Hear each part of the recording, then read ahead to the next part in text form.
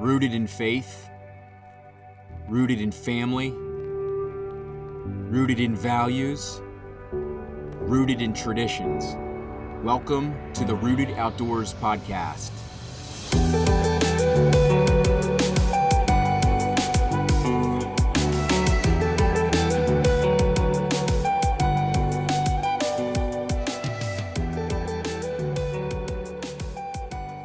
Welcome to the Rooted Outdoors podcast. I'm your co-host, Corey Bauman. I have my other co-host, Dave Ashworth here. Dave, what's up, man? Not too much. Well, we're going to dive right into this podcast today because we've got an extra special guest that we've been excited about for a long time now to get on here, and excited to be part of our relaunch of the podcast. But Dave, what's going on give me some updates before we jump in. Yeah, the biggest thing that we have is our youth turkey hunt that we do every year. We take a young hunter out and introduce him to hunting and the outdoors. And so we have that coming up on April 20th is the youth turkey opener here in Pennsylvania. And Corey will be flying in for that. And that's one of our favorite hunts of the entire year, getting to kind of give that experience to someone else. So that'll be coming up soon. So that's the biggest thing right now. Yeah, it's like 3 weeks away, man. So that'll be here before we know it. So things are starting to warm up here in Texas, of course, a little bit later there in Pennsylvania. But matter of fact, I was out this past weekend, and Sunday hunting is new for me too, because we didn't have that in Pennsylvania. So I was not that I was hunting on Sunday, but we don't open until April 22nd here. We go April 22nd to I think May 14th. So it's kind of a short turkey season in the North Texas region. It's zoned, so we're in the North zone. But I was able to get out this past weekend and found some birds and actually found a flock towards the end of deer season last year. I think it was in January. And then went back to that same area. As you know, turkeys don't move very far. So I was able to find turkeys in that same area and pretty good shot to get back in there. It's a little bit of I'm not used to having to drive so far to hunt though, since I moved to Texas. Now I got to drive an hour and a half to get to land to hunt because I don't have any lease property yet. But anyway, I'm excited about that. So April 22nd or 23rd or something, I'll be chasing after some gobblers in Texas. So hopefully get my first Texas gobbler, right? Or two. Maybe shoot two, but cool. Yeah. Start with one. That's all I have. That's all I have is updates though. Let's jump into the most important stuff. So our guest today is, I was thinking about this on the way here to the office before we recorded this. And I'm like, I'm going to introduce him and hopefully you've heard of him. If you've been under a rock, that'd be the only reason why you wouldn't have heard of our guest. So you probably have watched Heartland Bowhunter and Heartland Waterfowl.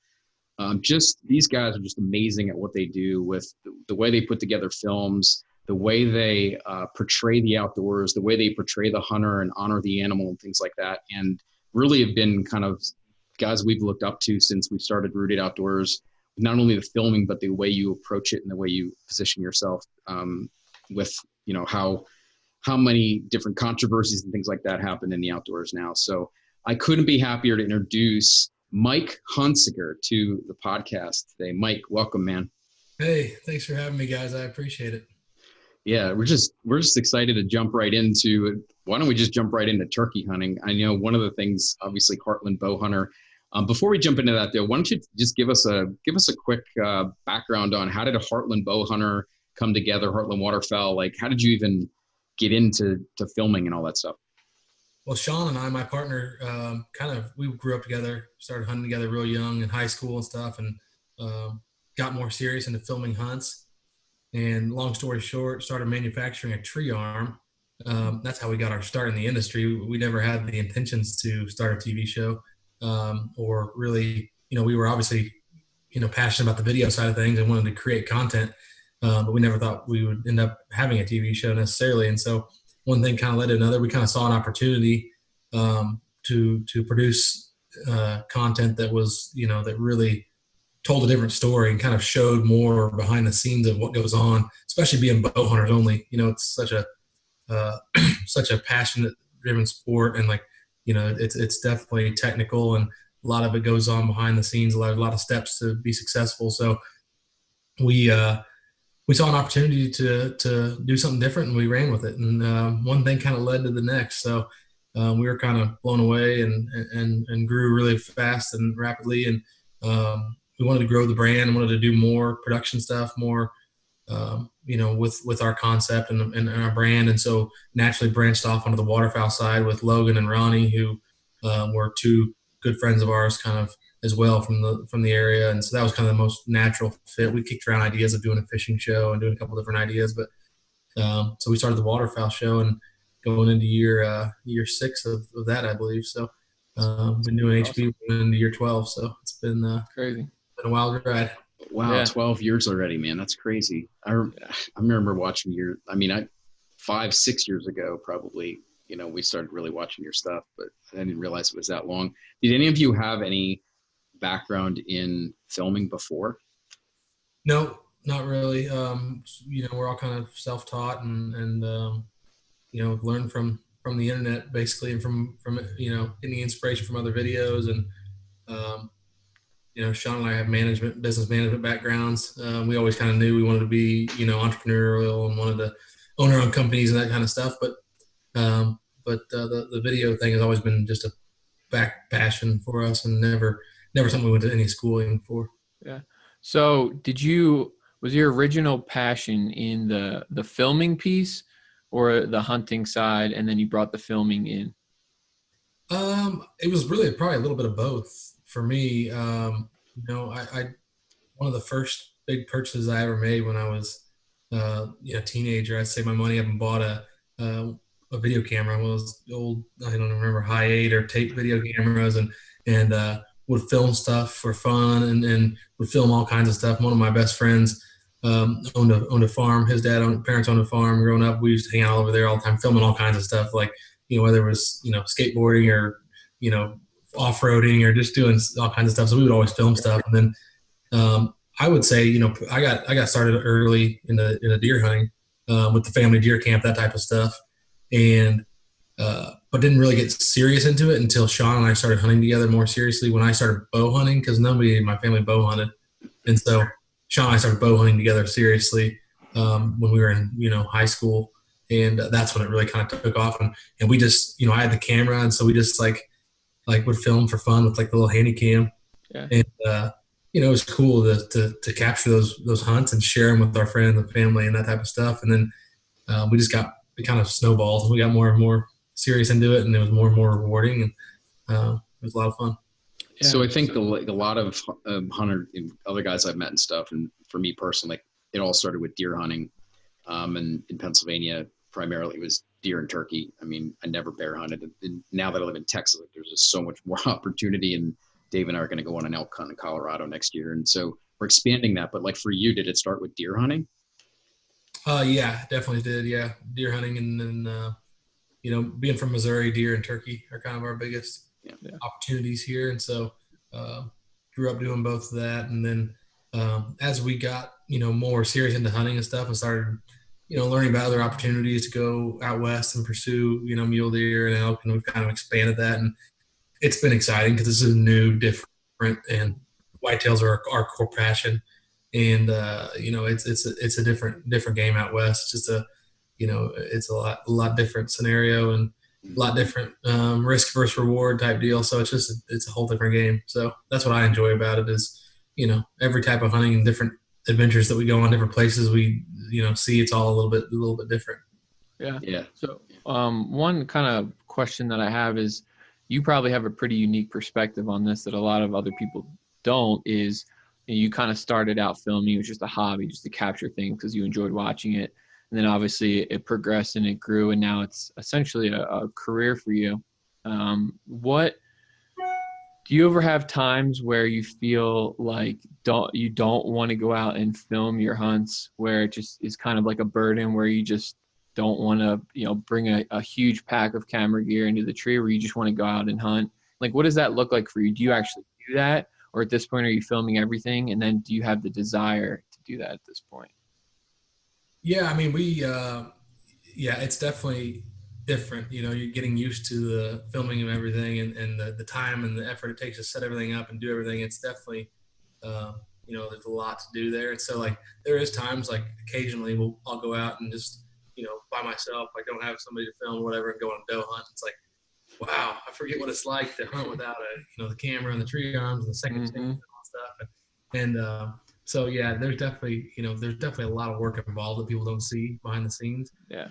But like I said, with that extra time and effort comes reward of capturing these hunts and having them on film. And so I encourage people to get out and film their hunts and try it. And one of the toughest things is finding somebody that is willing to do it with you, because a lot of times you're going to give up half your season to spend hunting with another buddy of yours and filming. So but what I think people quickly realize that once you do film and have a successful hunt, like, it's so rewarding just being there and being a part of it.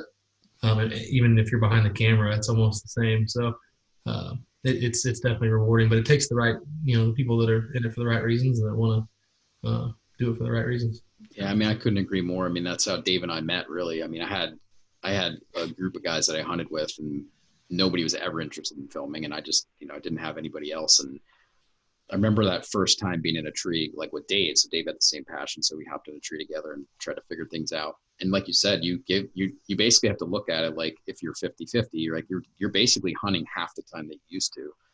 So you really have to be able to balance that piece of it. But it is really rewarding. I remember the first time we were together, I ended up killing a buck on public land in Pennsylvania, and we filmed. We weren't perfect with it, but we filmed most of it, and just having Dave there and just being a part of it, and then being able to look back at the footage, like, it's just such a cool thing. It's such a rewarding experience, to have somebody with you on that level. Yeah, for sure. Plus when you're sitting in a tree for 14 hours, it's nice to have somebody to talk to and hang out with sometimes, 14 hours by yourself, 12 hours by yourself can get tough sometimes. Yeah, exactly. Yeah. That's always interesting about, hunting out west or waterfowl hunting, and there's a lot less of the solitude, alone time, which a lot of people really enjoy too. So I mean, there's definitely positives to both sides of it, but yeah, for sure. Yeah. Sure. Let's jump into some turkey hunting.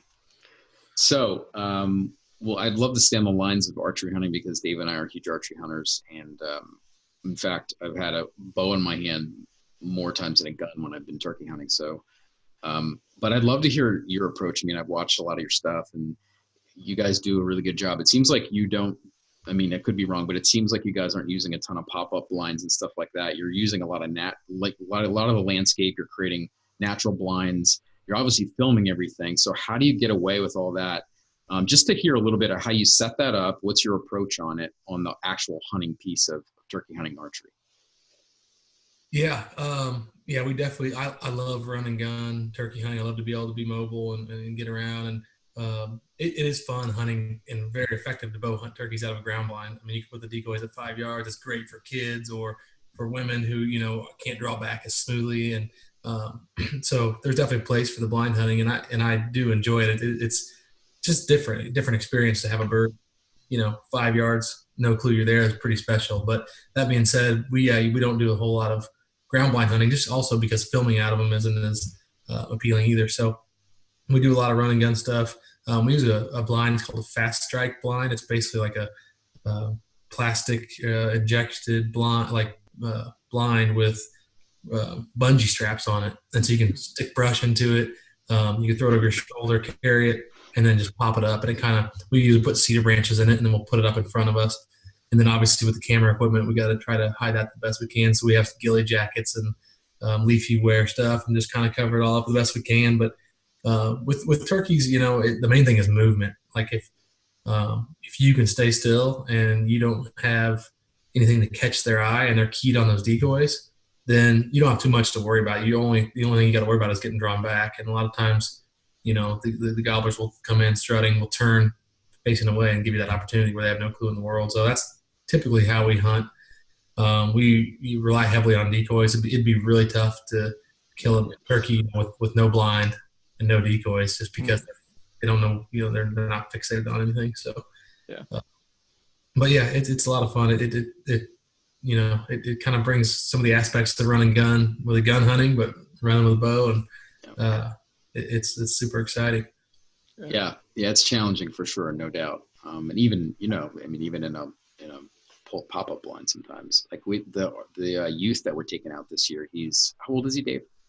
think he's 12. It's 12, and he's gonna hunt with a bow, and of course we'll have a pop-up line because we'll both be filming, and it'll be tricky, but we'll be in the middle of a field, I'm sure. But yeah, so we're kind of excited to have a kid out there with a bow too. It's just a different aspect.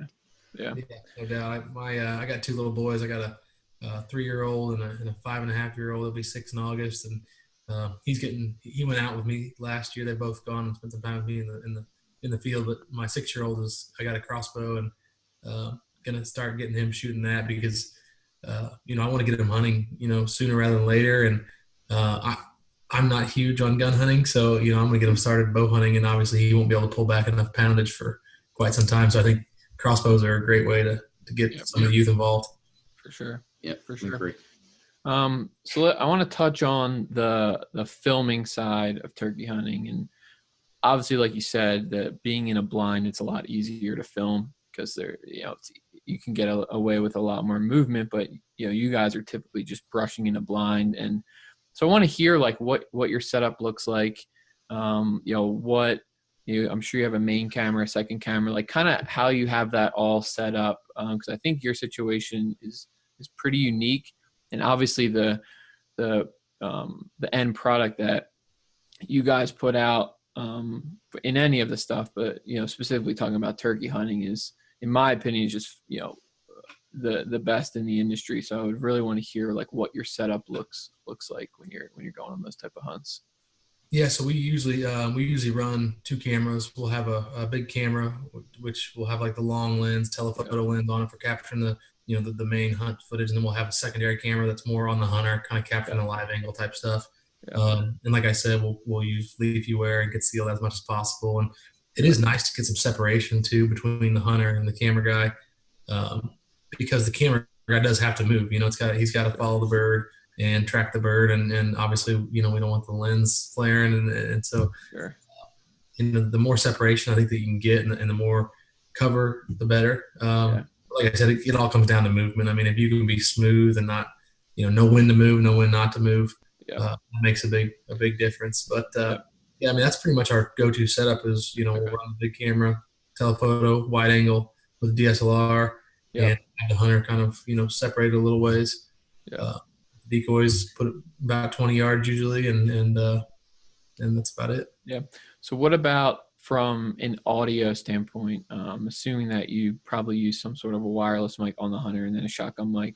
So do you have the shotgun mic on like your main camera and then the wireless on the one that's facing? Is that kind of how you have it set up? Yeah, usually. Sorry, I didn't know how technical you wanted me to get with that. Yeah, answer. No, I just wanted to kind of dive in a little bit more just to get some more information. But yeah. So we run a wireless and a boom mic. Okay. The big camera that we're running is the Sony FS7. Or we use we have a Red Epic that we do, or Red Dragon. I'm sorry, and then those are the 2 cameras we use the most. And both those, when you're recording high frame rate, slow-mo stuff, you don't get any audio. So we always make sure to have audio on another camera. So we usually run the wireless on the DSLR. Okay.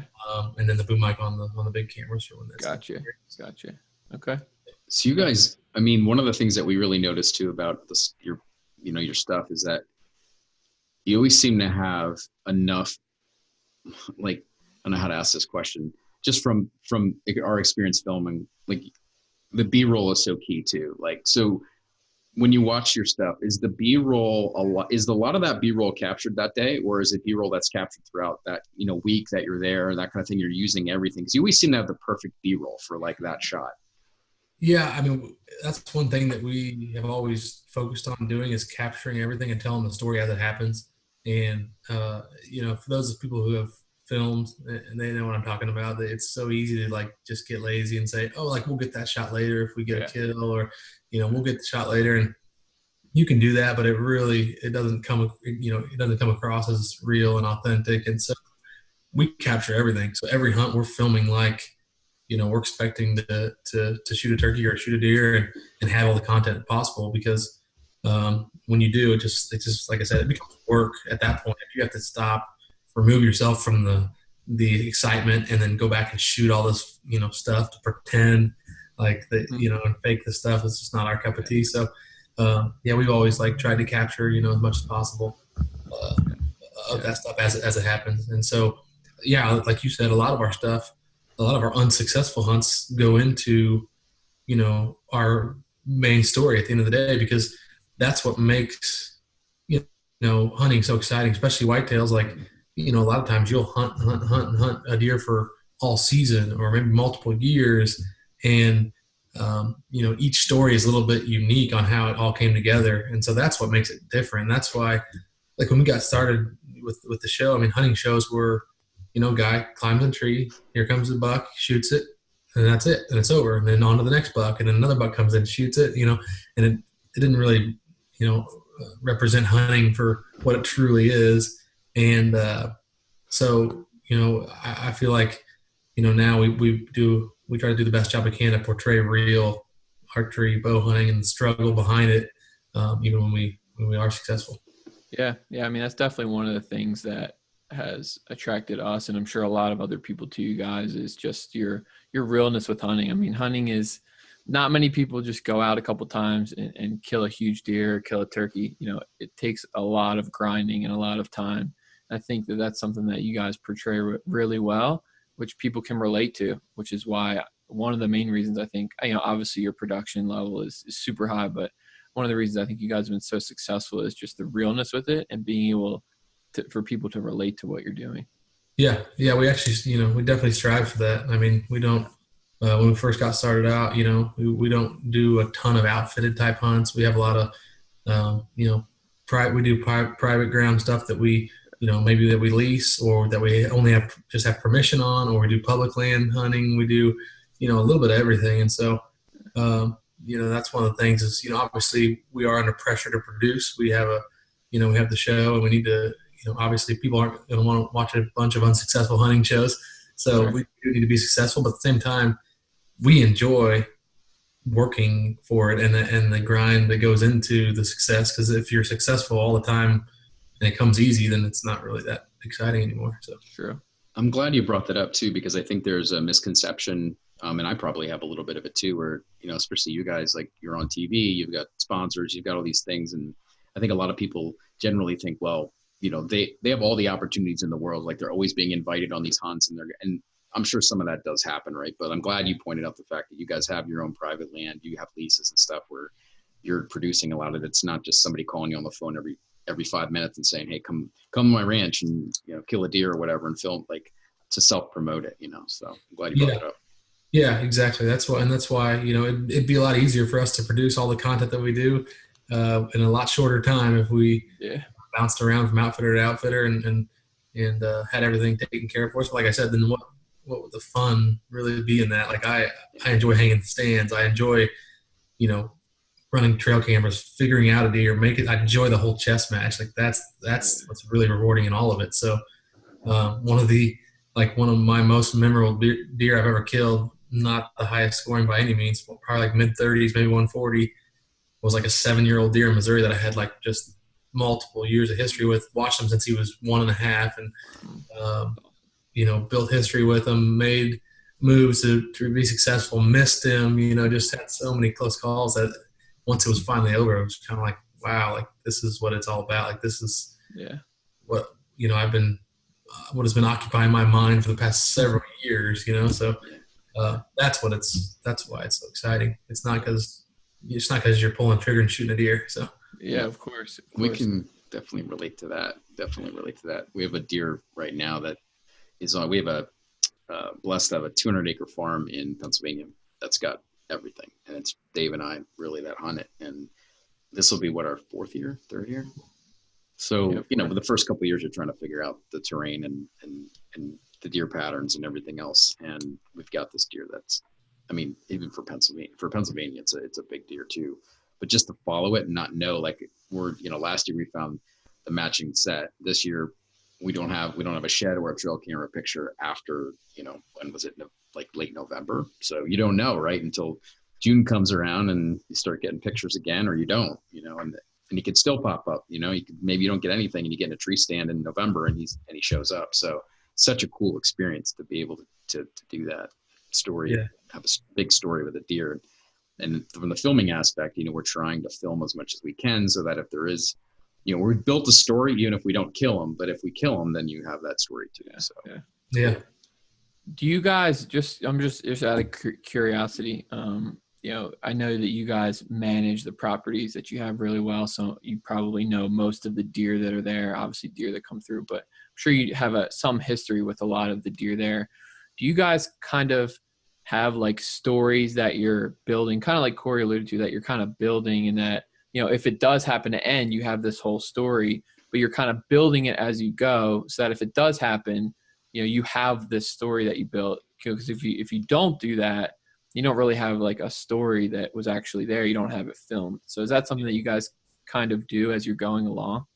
Yeah, that kind of gets back to, like I said, capturing everything and cataloging everything now. So like when we dump footage after every hunt, label the date, any encounters that we have with any bucks, we're as detailed as possible. For that exact reason. So if we do, end up harvesting a buck, like the buck I shot this year in Missouri, we nicknamed him Bovice, but we had just tons and tons of encounters from previous years between Sean, Rex, and myself. And so for us, I had to go back through, the previous season's hard drives and pull out each encounter we had, and we'll help kind of build that story. And so almost all of the time we're coming in after the fact. After season's said and done, we set it down, look at what we have footage-wise, and then we're structuring episodes and how we're going to build them out. It's not something that we have to do premeditated or do ahead of time, and because a lot of it relies on being successful in the field and what deer you do harvest, what deer you don't. Sure. So, but yeah, we definitely are as detailed as possible when it comes to that stuff. Yeah, yeah, that makes sense. You have something else, Dave? Yeah, I guess one last point on just kind of going with this theme.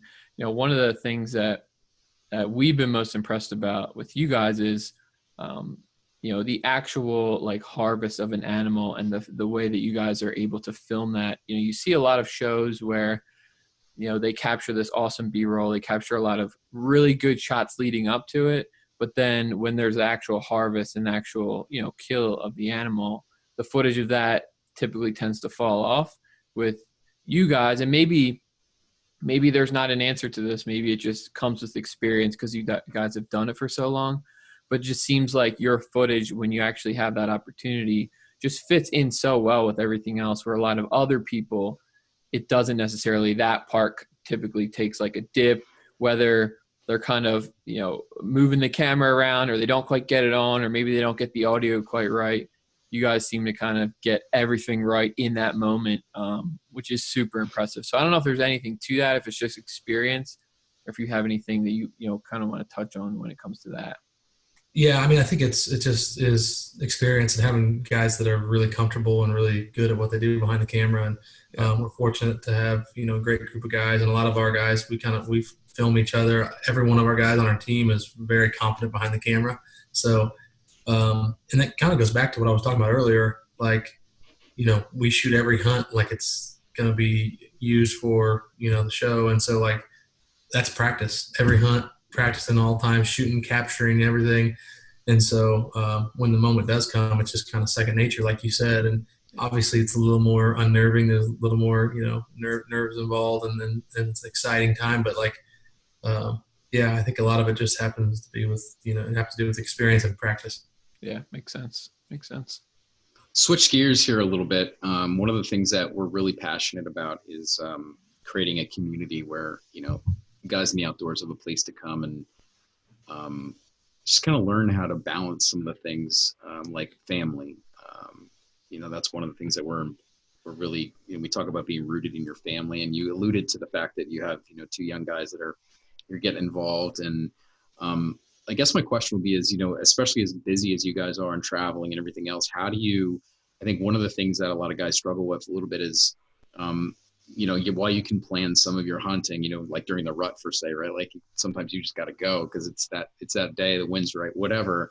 How do you have those conversations, with your wife, with your family? How do you involve them in that process, and how do you balance it so that you don't feel guilty when you go hunting, or you go, part of it is obviously your job and your work and you're getting paid for it, but like, how do you balance those things?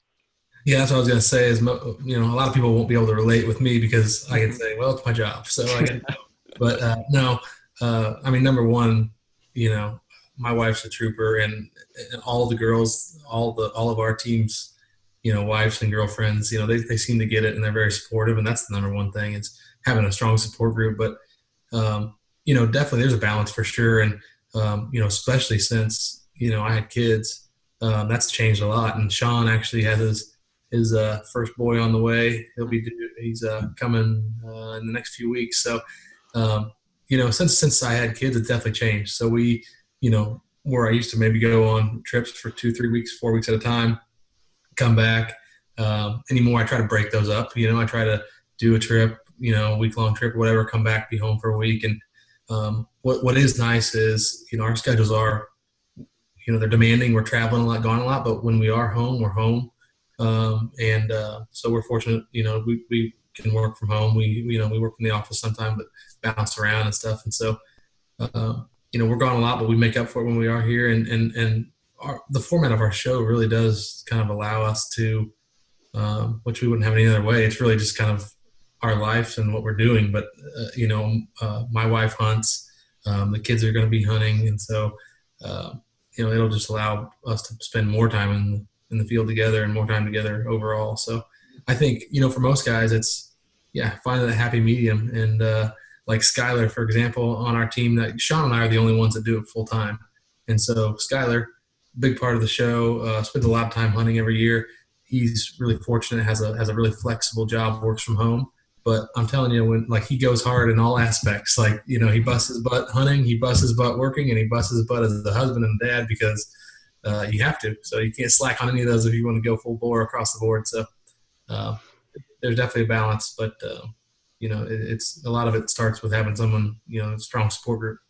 Yeah, and I think I found from my experience too, and I've been married for 10 years, and now I have a 4-year-old little girl, and in the beginning, trust me, I was not good with it. I would just be like, hey, I'm going hunting tomorrow. I'd throw it on her. And that can wear on your relationship, no doubt. But I think once I started to really show her how important it was to me, because she hasn't known me for all my life, and I've been hunting 30 years. You can't just assume that your wife understands that either, or your spouse, or whoever it is. And I think once she understood how important it was to me, and I really explained that to her, what that did for me, and kind of recharging the batteries to get in a tree stand and all that kind of stuff. You need that. If you're a hunter and you understand that, you need to get out in the woods. It's just part of who you are. It made things a lot better, and giving her a heads up if I knew I was going to, go hunting next weekend or whatever it is. And it's a ton better now. So it's just open communication too, and having them understand how important, just from what I found.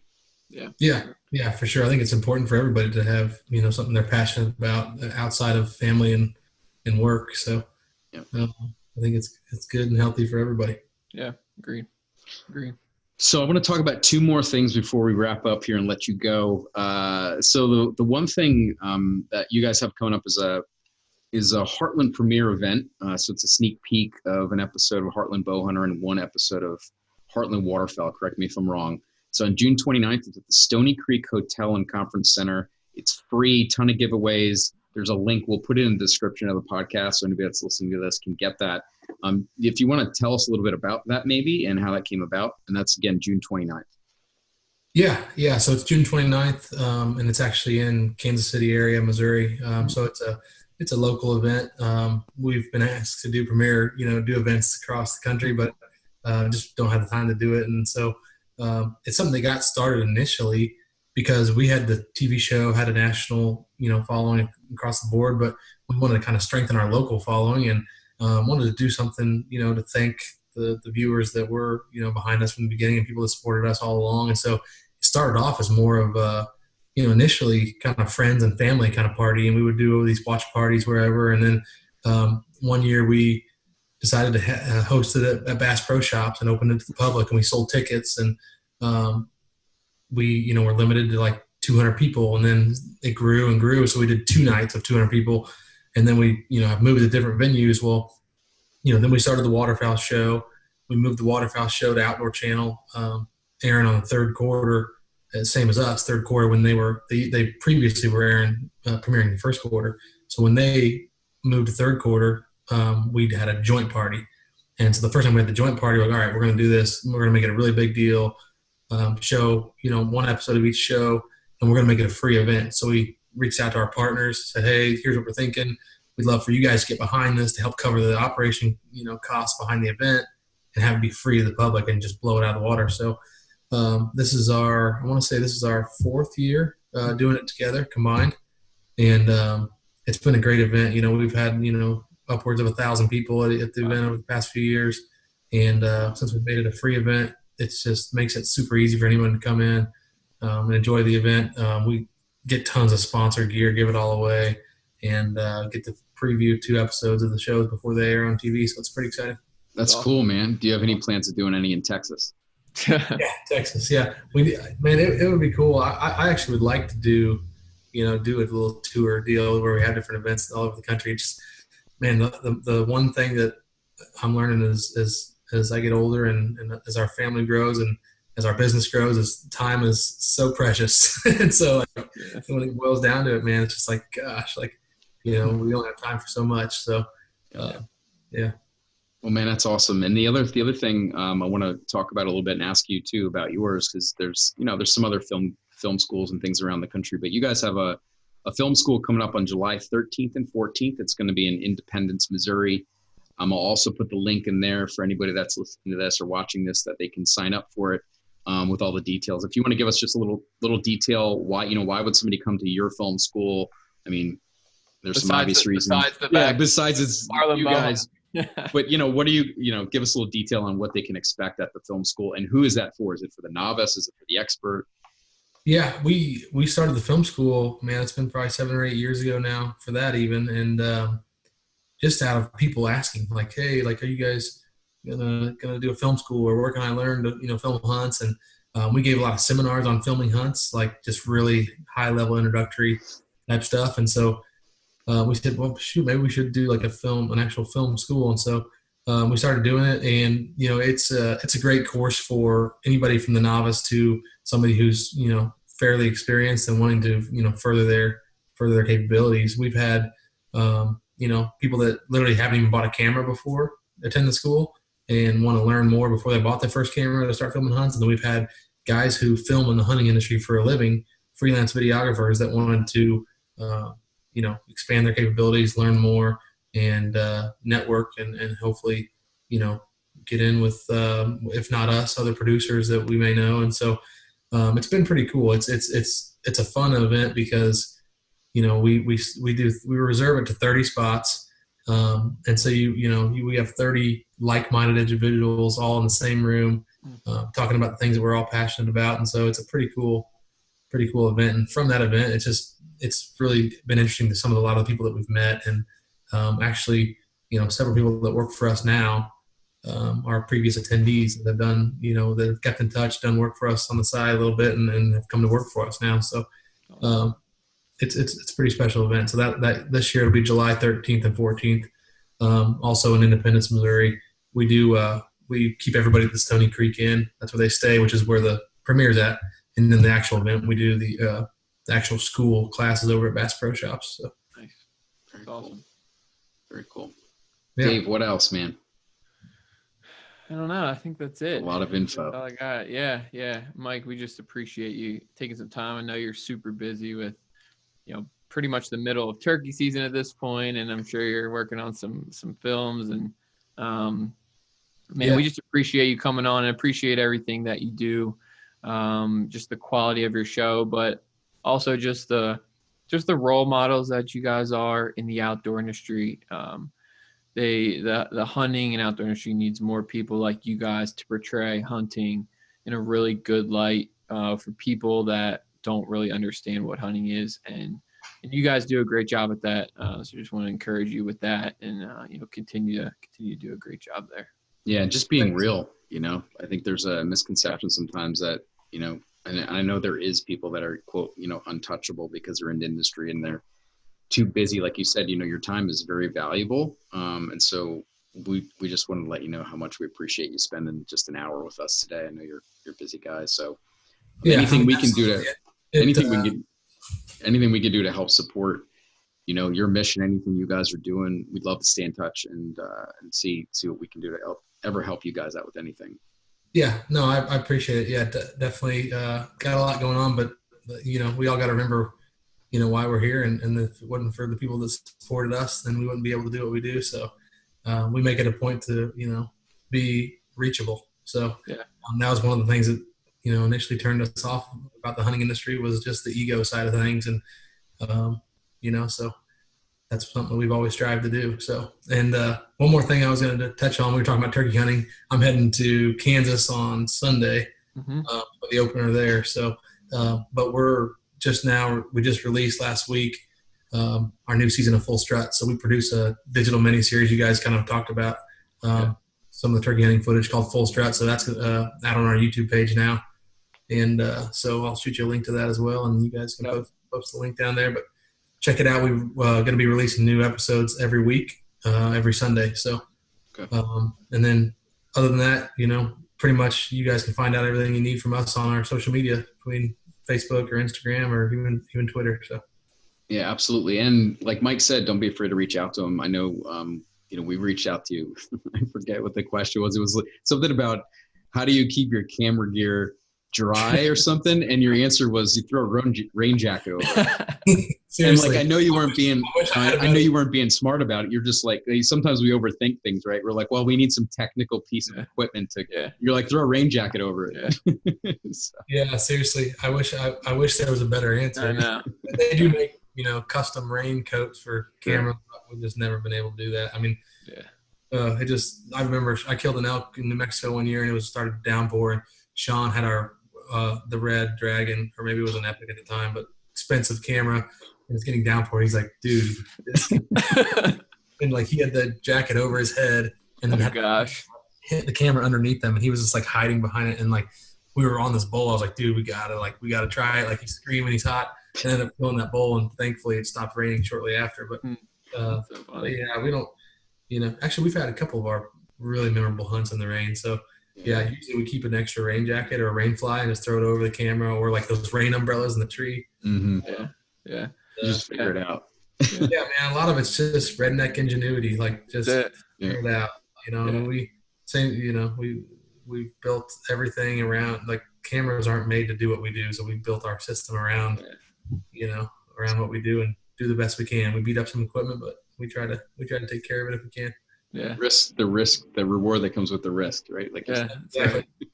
Well, thanks, Mike, man. We really appreciate you spend some time with us, and man, take care of yourself. Good luck this year with turkey, and stay safe on the road, and we'll be following along. All right. Yeah. Appreciate you guys having me. Therefore, as you received Christ Jesus the Lord, so walk in him, rooted and built up in him, and established in the faith, just as you were taught, abounding in thanksgiving. Colossians 2:6 and 7.